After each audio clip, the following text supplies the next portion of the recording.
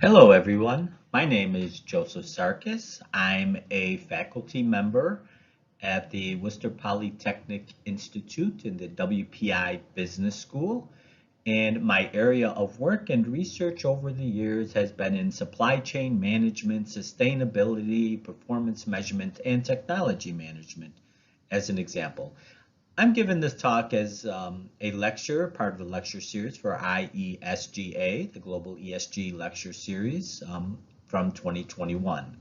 And I'm doing this during the middle of the COVID crisis.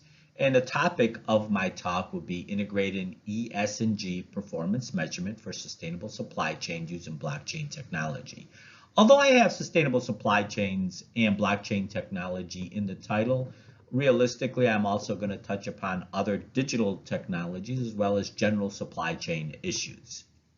And I hope you enjoy this presentation I'm making. And what you see on the screen is some of my previous publications related to my topic. And of course, many of these publications include a high level of technology, information technology, and digitalization issue, as well as performance measurement.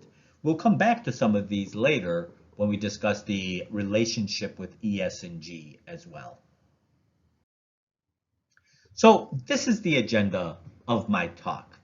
First, I'll provide a little bit of background in terms of the interesting factors that cause supply chains to be a little bit different, and a little bit about blockchain technology. And then I'll try to start linking up sustainable supply chain management and blockchain, as well as other technologies in an overview of my discussion. And then the additional items that really relate to what this lecture series is about is the relationship to ES&G, environmental, social, and governance metrics for organization, and the links to sustainable supply chains, blockchain technology, and digitalization. Now, when I talk a little bit about this, I'll give a little bit of background in terms of ES&G related to supply chains and digitalization. And what we will find is that there's very little, actually.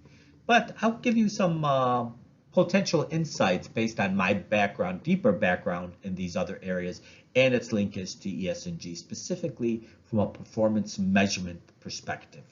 I'll also give a few different research directions and questions at the end before I take on any questions.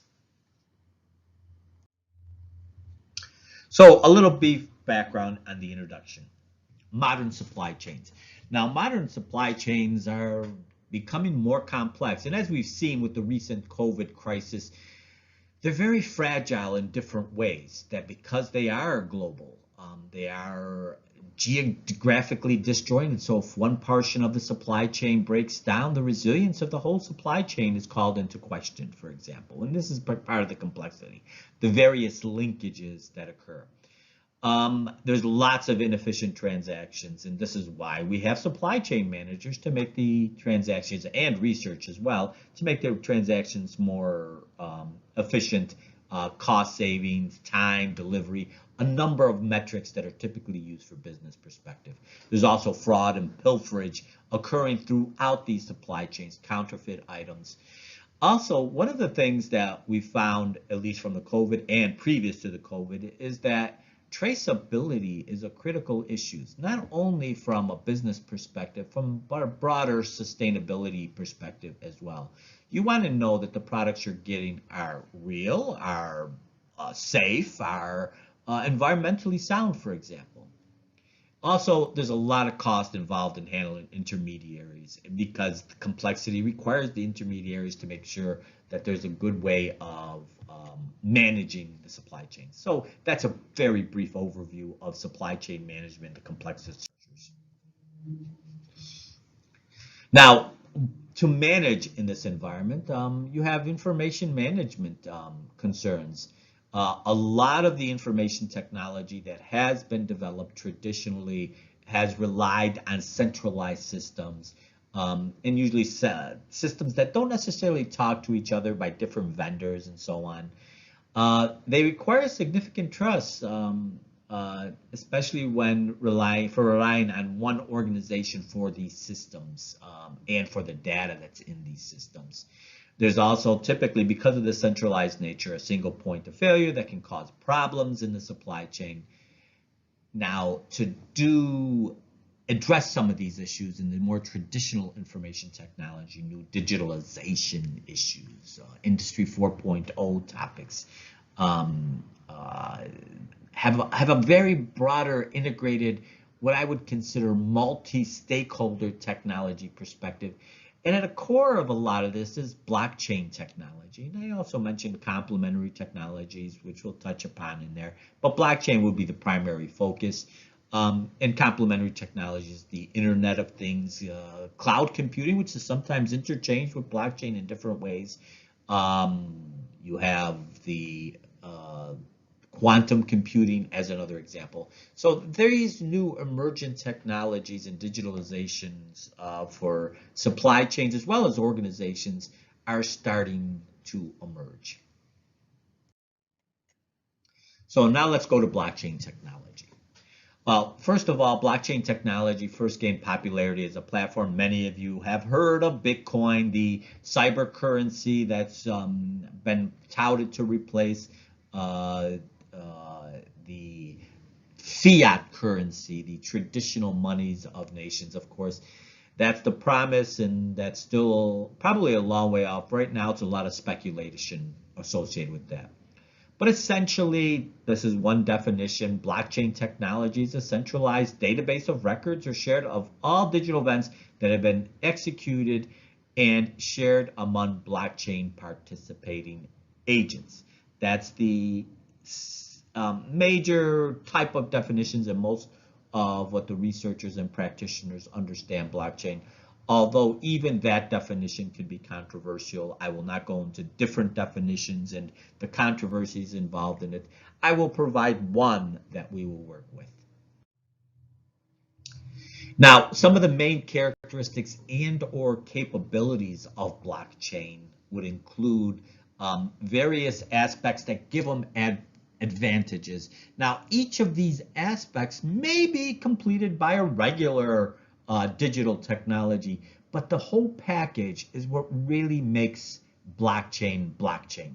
You can have security systems that are not part of the decentralized ledger system, for example. Even decentralized ledger systems have security issues.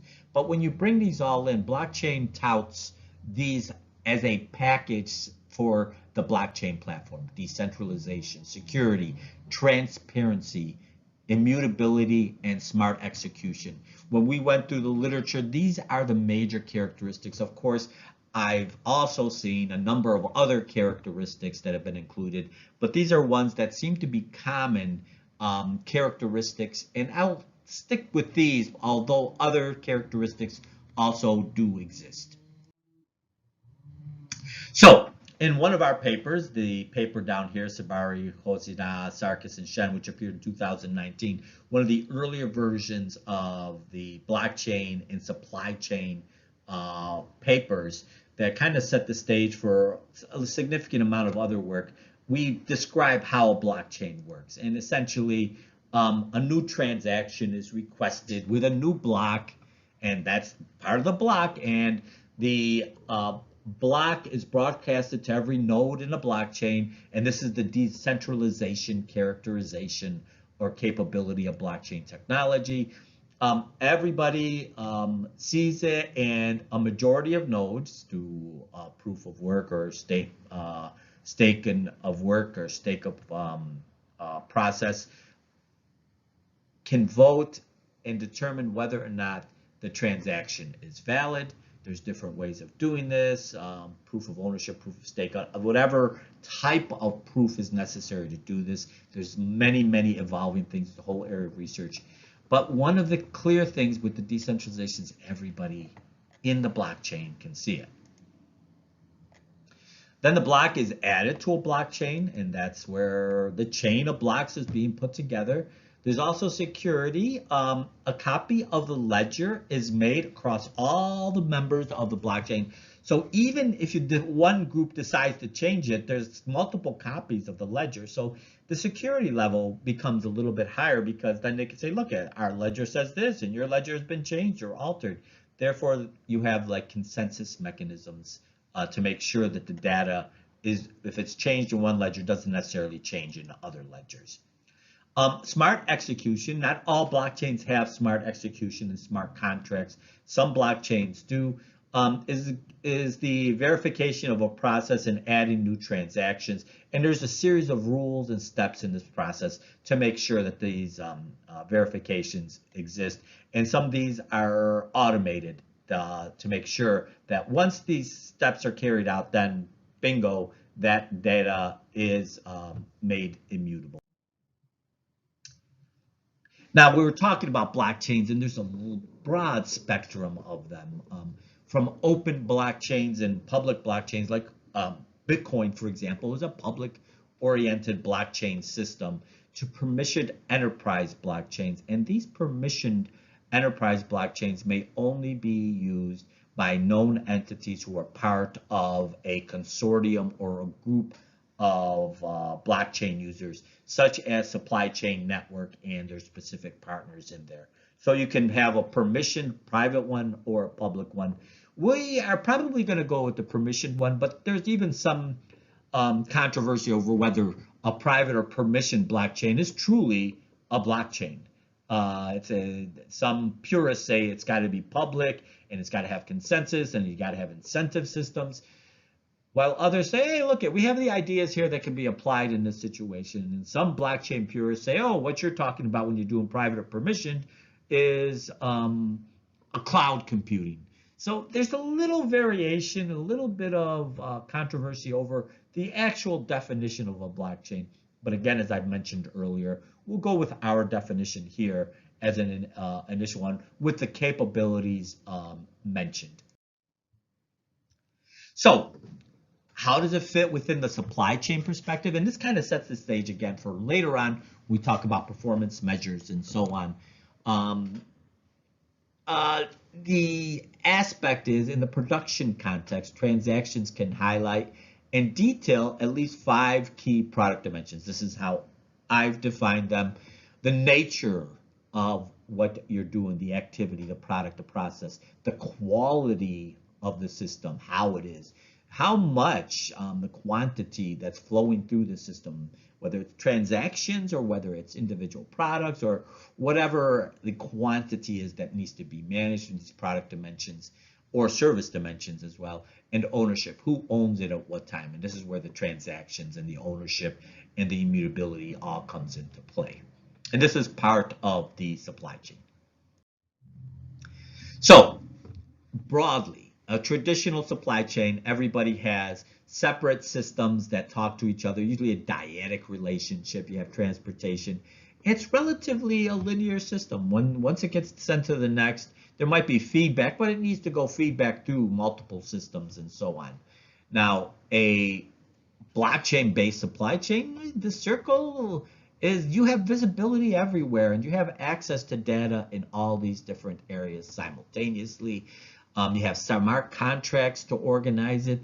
And then what you have are standards organizations, registrars to help in this whole broad supply chain thing. And remember, these standards organizations and registrars and so on could come into play later when we're talking about performance measures. What should be gathered, especially from an ESG perspective? Now the question is, will these standards organizations for ESG, to integrate a little bit of that discussion right now, also involve those for disclosure for ESG? Who develops the standards? This is one of the core issues that may arise later. The information is visible to customers, so are you going to make data visible to customers for this whole thing? And there's ownership changes and so on. So there's multiple activities, multiple players, all kinds of stakeholders, whether they're communities. And this is why we call it a multi-stakeholder technology. You have customers involved in it that can see it. You have these organizations that set standards. You have government agencies that help in setting some of these standards. You have these multiple partners within the supply chain. So there's all types of actors that can play a role here. Now, let's shift the discussion over a little bit more towards the sustainability side, because I look at ESG, for me at least, to incorporate substantive sustainability metrics. So how does it do this? And this isn't necessarily the ES&G portion of the talk, because what I see missing here primarily is a lot of the G, although it can be integrated in some of the other dimensions as well. We'll get back to some of that a little bit later.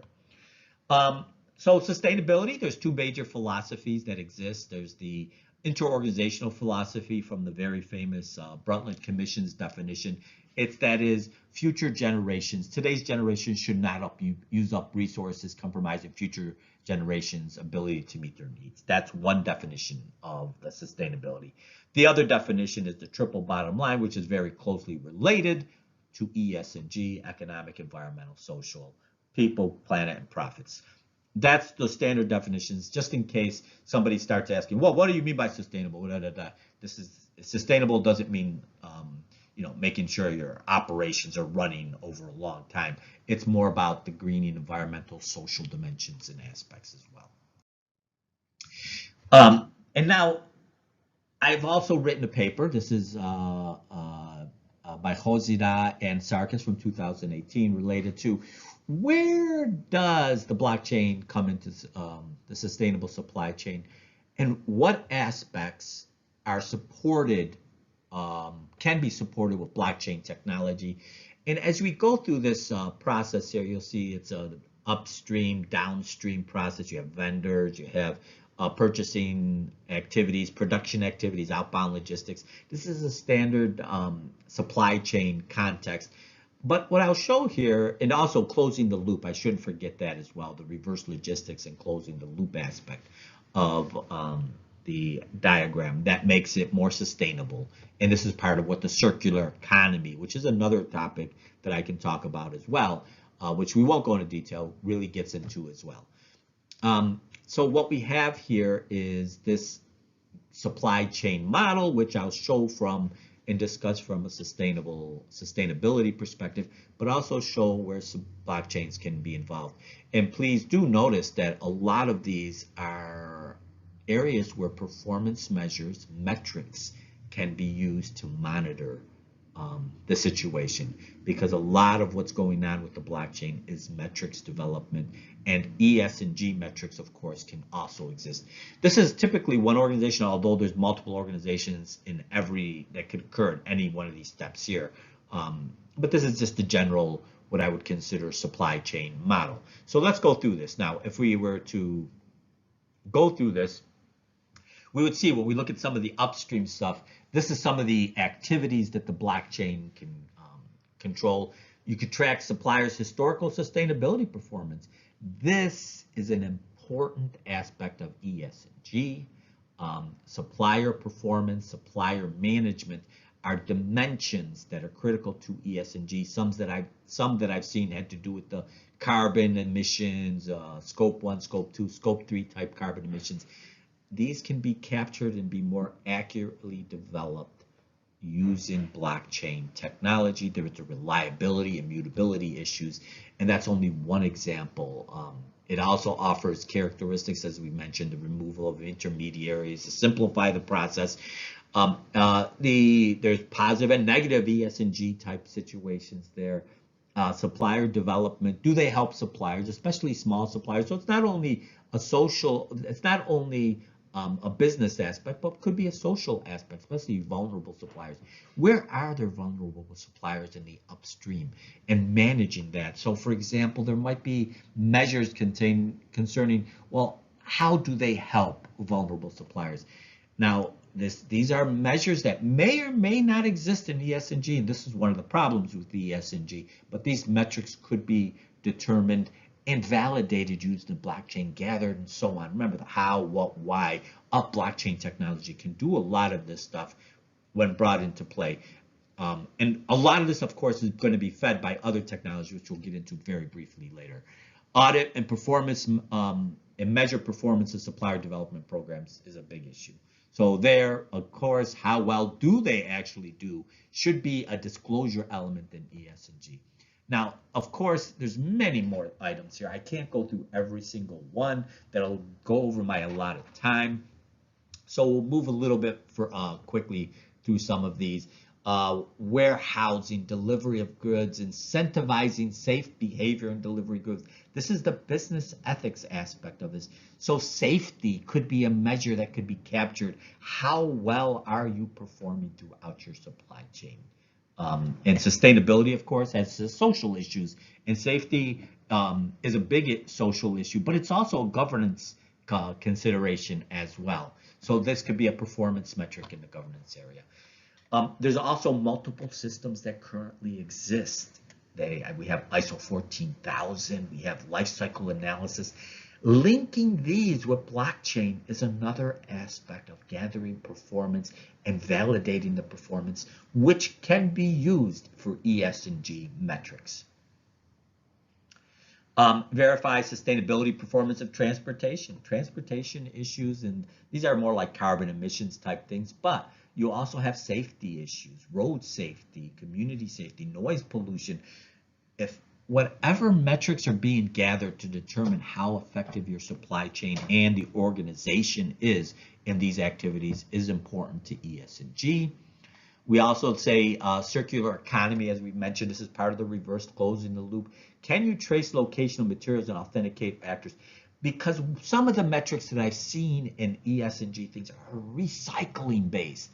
What percentage of recycling is done? How much of your material is gathered? Yada, yada, yada, etc. There's a lot of metrics that can be used at this level. The problem with using these metrics, and I've seen them in some of the ESG databases, is that they're not existent, although they are wonderful measures to have, because they're difficult to get. Blockchain can remove some of those barriers, as well as other technologies that when you can digitalize the supply chain. And of course, we have different aspects of customers buying it.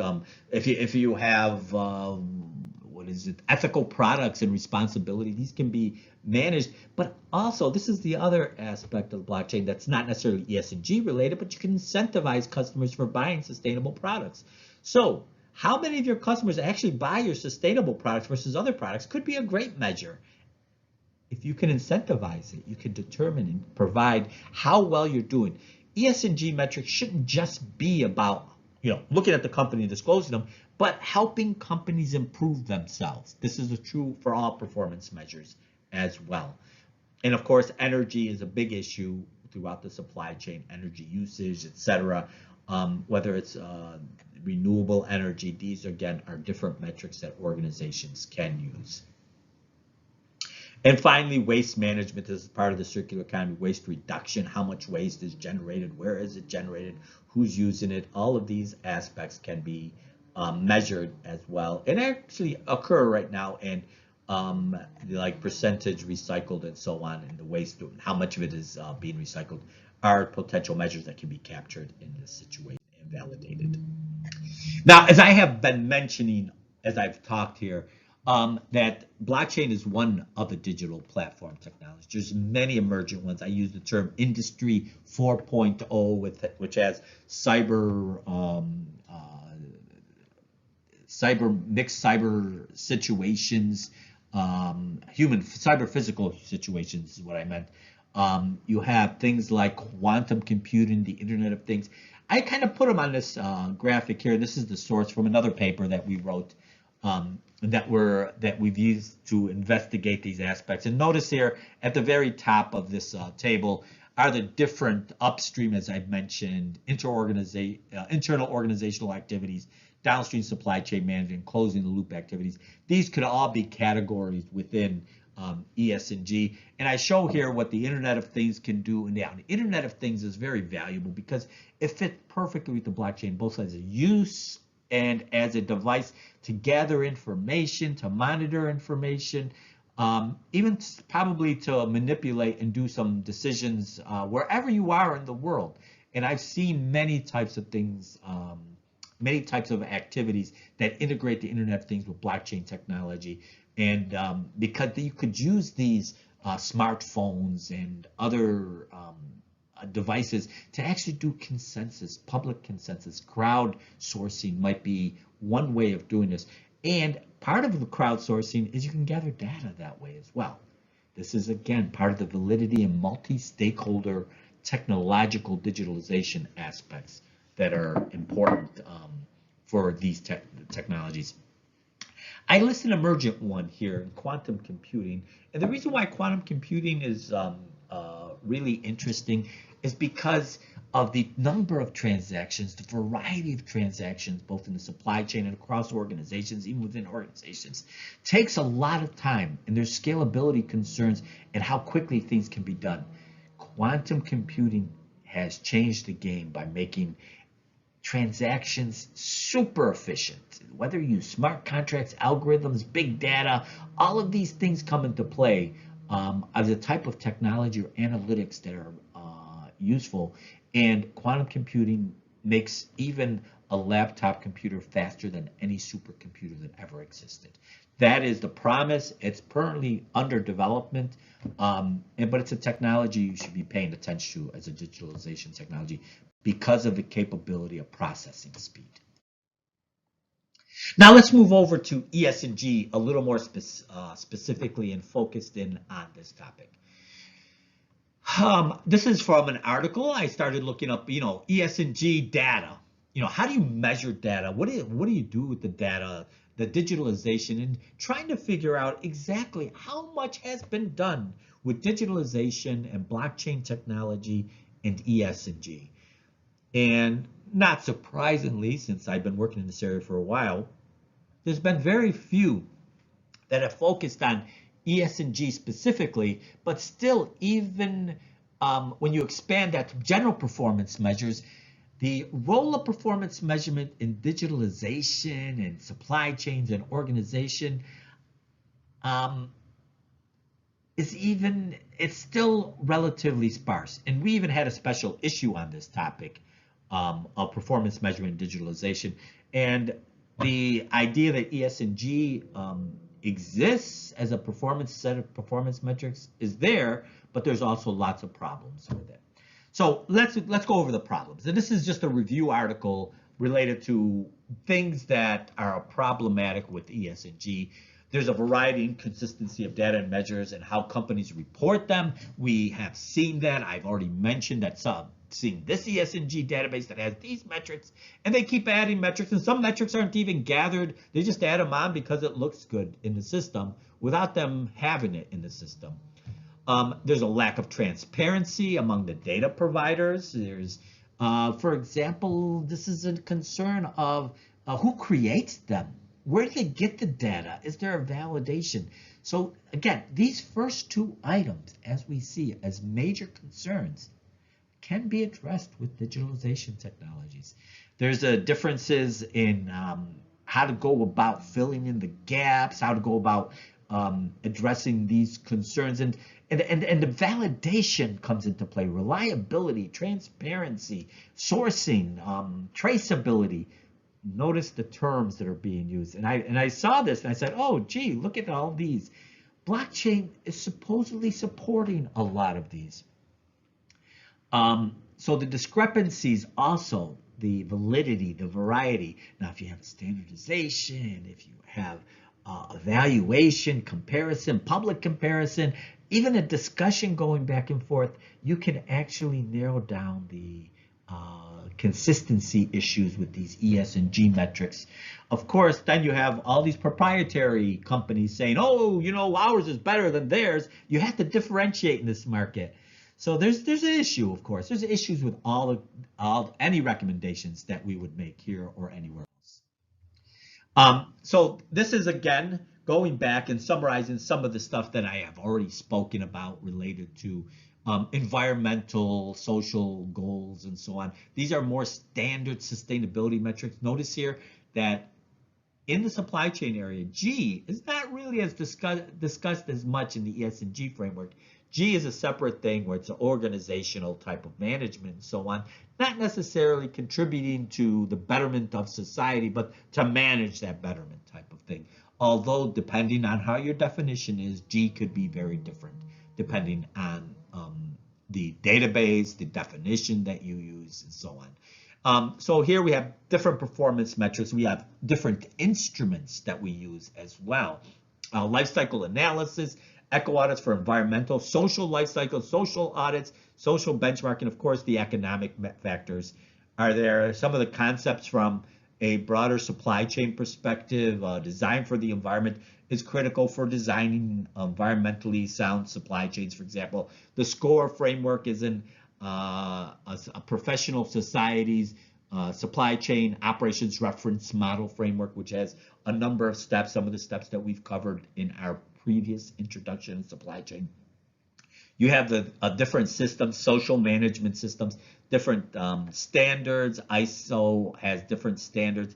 Also, if you look here at the integrative one at the bottom, you have the Global Reporting Initiative, which is getting closer to disclosure and ESG. This is when they start integrating them. Of course, what's missing in a lot of these integrative things is the governance aspect, at least from the supply chain. This source is from a supply chain literature source. Now, as I mentioned, there is some work related to ESG reporting and blockchain frameworks. And this is one example. There's not very many. I think there was a couple of them. Just to say that this work is very early on, and it's not even in a real, it's in a book. It's a book chapter rather than a peer-reviewed journal article, for example. But now they're starting to think about what is the process to go about getting ESG data and reporting it. And they have the different aspects of the blockchain here. And some of them are not even mentioned here, as we've mentioned earlier. So there's a little bit more complexity, or a little bit more, what I would say, nuances that could be brought in to do this ESG reporting, resulting in certifications, analysis, reporting systems, improvement, observation, stakeholder pressuring, stockholder investor relationship management. All of these things can start to play a role with this quote unquote smart service. And here is another one, and this is one that's related to what would a broader system look like, not just a reporting system, what is needed all the way through. And I view this reference as a really nice reference in the sense that it really shows the many characterizations and factors that blockchain is only one of the platforms, the blockchain network, but it's dependent on different types of applications. And on the right-hand side, you see multiple stakeholders, the multi-stakeholder aspect. Another interesting thing are communication channels, the Internet of Things. Not only is it communication channels to send things over, 5G, for example, is the latest, greatest communication system for telecommunications that also includes supplier and interorganizational information management. That could be something that others can take advantage of, companies and so on. You have sensors to gather the data, smart algorithms, and of course, as I mentioned, multiple stakeholders. So there's lots of complexities and technologies here. So what have been my observations on the limited amount of research in ESG, blockchain, supply chain type of research and situations? First of all, environmental measures, at least from the work that I've been working with related to the supply chain, to performance metrics, sustainability, ESG, are very much environmentally focused. Maybe it's my bias of being in this area in environmental, and that's my first true love, is green supply chain. But this is where blockchain has worked mostly, and there's been a lot of development with performance measurement, which can feed into ESG. Now, the practice may be a bit different. The research is in this area. Social measures are important, and they have traceability, transparency, tokenization are all aspects of the blockchain that could gather information from a social measures perspective. The same type of thing with environmental measures. Sensors are very easily automated. A lot of types of environmental sensors, heat, temperature, so on, that can be brought into the system. That can be actually gathered very quickly. And don't necessarily need a consensus, but stored in a way that everybody can agree upon them. Now, the G portion, governance. As I've been talking about it, there's a lot. These are definitions of what is governance metrics. For me, is a relatively ambiguous or vague concern. and may include governance risks, business ethics, management, how much does the CEOs get paid, board ownership and structure, financial transparency. Now, blockchain can gather this, but a lot of this is available in different ways. Now, the validity of it, the reliability of it, and including it and having external ones could be something that blockchain can contribute to, but it's very early on. Blockchain technology itself could be a governance measure if you think about it. If you say that we have a valid system, a blockchain, publicly available valid system, and it's governing our whole supply chain and our organization, and you can trust our data, that is a governance mechanism. That is a measure. Do they have blockchain or don't they? So in a way, the blockchain itself could be a performance measure, which is kind of interesting in itself. But one of the things that I did notice that a lot of them had responsibility and ethics, if you notice in this title here, you can look at the ethics, corruption, counterfeit, those types of things can be gathered from blockchain data, although they're a little more intangible in some cases. So like social issues, and this is where, is governance separate from social, ethics different than social? And this is where it becomes a little vague and there's overlaps, and maybe you could use the same measures for multiple purposes. But governance clearly is the least addressed measures within supply chain management when it comes to measuring the performance of an organization.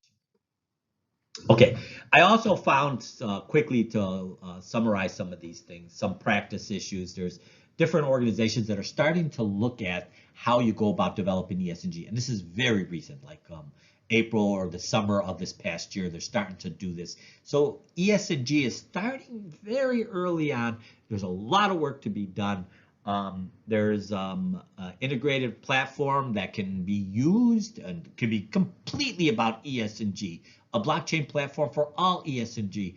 And I expect to see some of the providers, Bloomberg, MSCI, and so on, to be starting to look at these more carefully and utilizing and integrating blockchain. For example, KPMG says, look at blockchain, give you real-time information. So instead of waiting for updates on a monthly or yearly basis, you can do quick evaluations.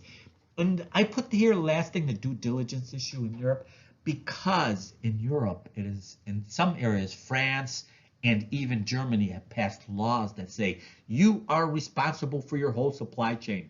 If you had real-time data to monitor, trace, transparent data, that is part of the ESG framework. You said, we are doing our due diligence. You should not find us. We're trying to identify problem players and do that. Having that transparency, ESG, at even the smallest company, may be very interesting. There's a whole topic around this that I've talked about or written about as well, that many others have talked about. And this is something that's emerging later on.